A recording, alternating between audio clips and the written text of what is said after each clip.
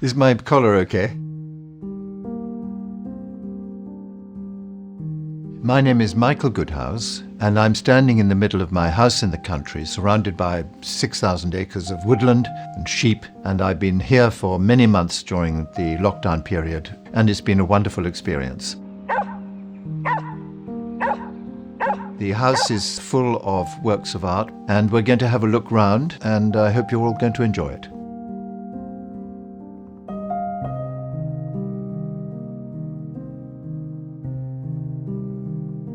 This is a painting by Qiu Deshu. I love it very much. It's really all about how the Chinese in the period in the 1980s and 1990s broke away from Mao and the Cultural Revolution and the communist ethos and created something new and dynamic for the future.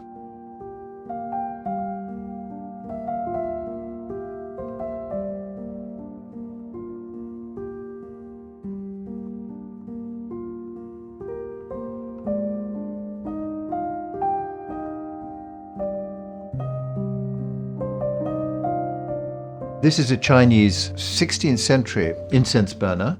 I mean, actually, I'm never going to sell this. I absolutely adore it. Lovely design here on the back. The head comes off so that the incense can be put in. And it's just a lovely, warm sculpture.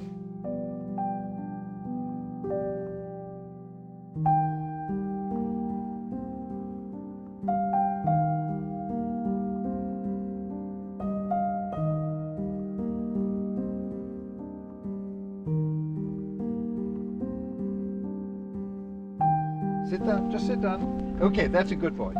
These are two marble sculptures from the 18th century Forbidden Palace, just outside Beijing.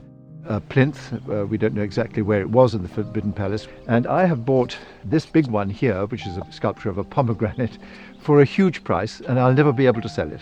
So I have it here in the garden, and I love it.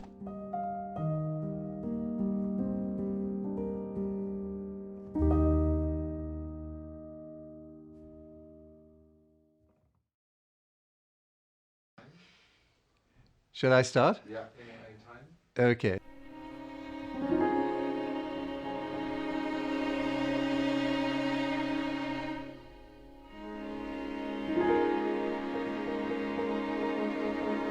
My name is Michael Goodhouse. I'm an art dealer.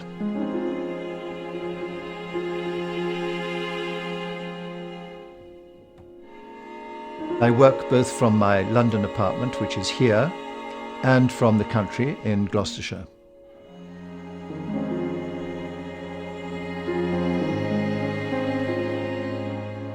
Many of the things here I own and love and have had for many years and will never sell, and some things we do sell. Hi, sweetheart.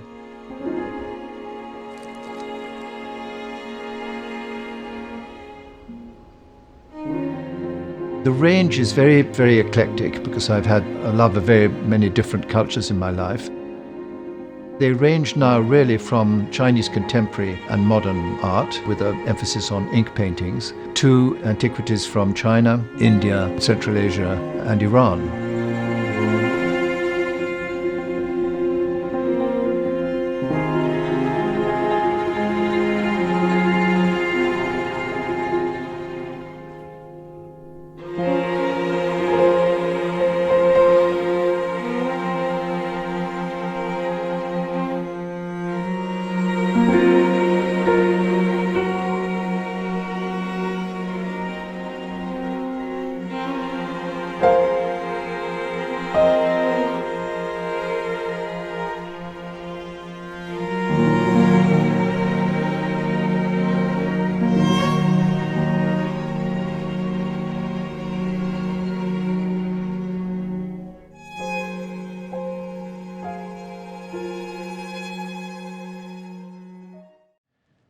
And he was meant to agree to it because they were intellectuals. And he actually stammered in a very pronounced way from that time onwards. And when I met him in 1988, just before Tiananmen Square, he could hardly speak. but he had started in 1980, I think it was, an avant-garde group called the Grass, which was rather like the Stars avant-garde group, trying to really create a new pictorial language, which meant something to today.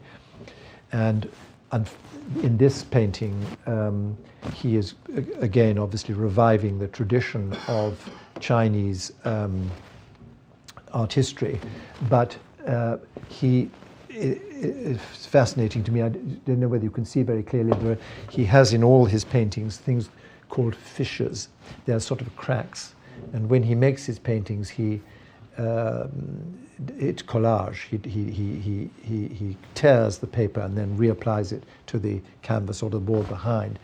And if you look carefully, there are these fissures, and these fissures for him symbolize the fissures not only in his own life, the terrible cracks in his own terrible life of being a Red Guard, of seeing his parents killed in front of him and so forth, and him participating in all of that, but the fissures in human nature itself, that we're all so imperfect, we're all so cracked.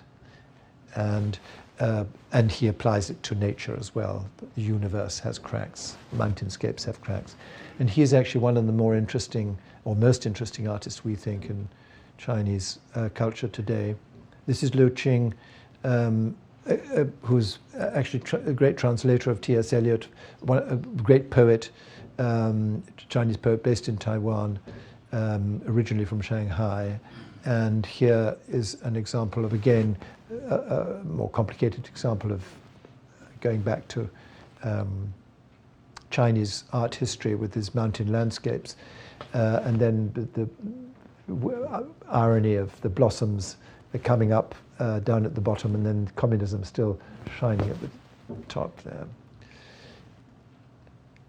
The revival of the classical. This is Liu Dan, very famous artist. This is a rock painting. Rocks, for the Chinese scholar, as you know, was so important, this entry into the sort of cosmic world. And Liu Dan is somebody who looks very classical in his painting, is extremely gifted, technically a wonderfully gifted artist, but he creates works which have a contemporary spin, a contemporary idiom, but very obviously very linked to the past. So he's trying to find again a way to transport Chinese history into the present to make it relevant.